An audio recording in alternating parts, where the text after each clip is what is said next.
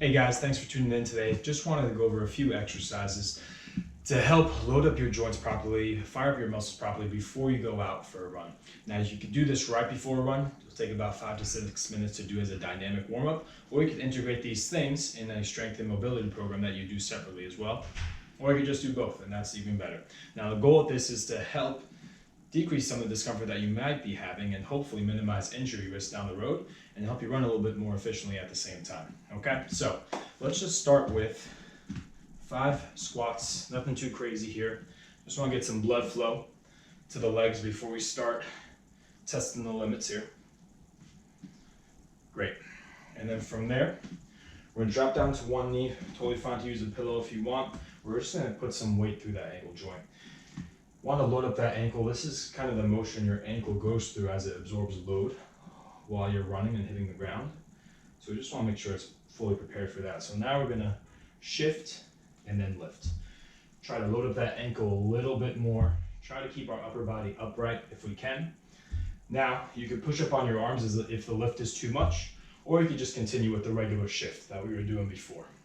All right, so let's do about 5 on this other side here, just regular. And the key too is you want to make sure those back toes are extended. Now for me, I have a tighter right big toe, so it's tougher for me to keep that sucker down, but do what you can to keep those toes fully flush on the ground. All right, same thing now. Let's go shift and then lift just like that. Make sure we're getting a little push off from that back foot as well. Let's get about 2 more. Awesome. All right, so now we got to fire up these glutes. The glutes are the powerhouse. Got to make sure they're staying fired up throughout your entire run. So what we're going to do is this nice single leg bridge up, hold for 2 seconds, and then come back down. Yeah, the glute and the calf kind of work equally. So we don't want one to do more work than it should. We're going to go for 8 total reps here, guys. Let's get about 3 more. Now, if these are challenging for you, totally fine to do it just a nice double leg bridge, or maybe a double leg bridge with a little march as well. All right, so let's tune into this other side. And make sure you're really not arching your back or feeling this a lot in your back. If you are, you may have to modify to the double leg bridge or the marching bridge.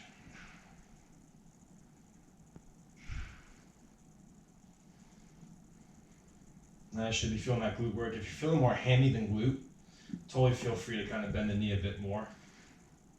And that should help access your glute a little bit better. Good, let's get about 2 more here. Already starting to sweat, that's a good thing. All right, let's go up right here. So we're gonna kick in some single leg RDLs, all right? Try to keep the foot balanced, keeping weight equally between the big toe, the pinky toe, and the heel. We're gonna go down and then come back up. Now try to control your speed, nothing too quick here. So we're gonna go 5 at a nice controlled speed. The next 5 we wanna move quicker, all right?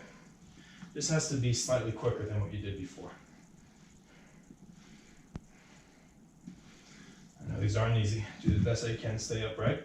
Same thing on the other side, 5 slow, and then we'll go 5 a little quicker.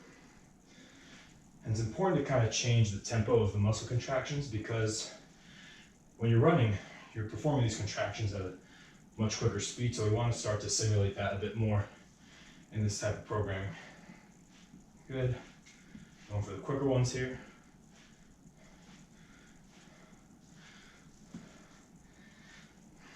Great.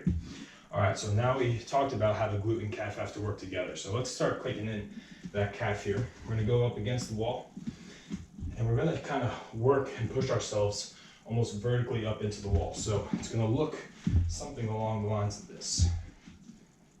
Same thing, 5, relatively slow, and then we're gonna go 5 a little quicker.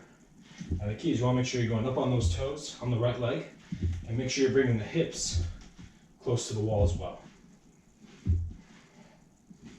All right, same thing on the other side. And as you extend those hips forward, you should feel kind of that glute squeeze at the end range of this motion here. All right, here we go for 5. A little bit quicker.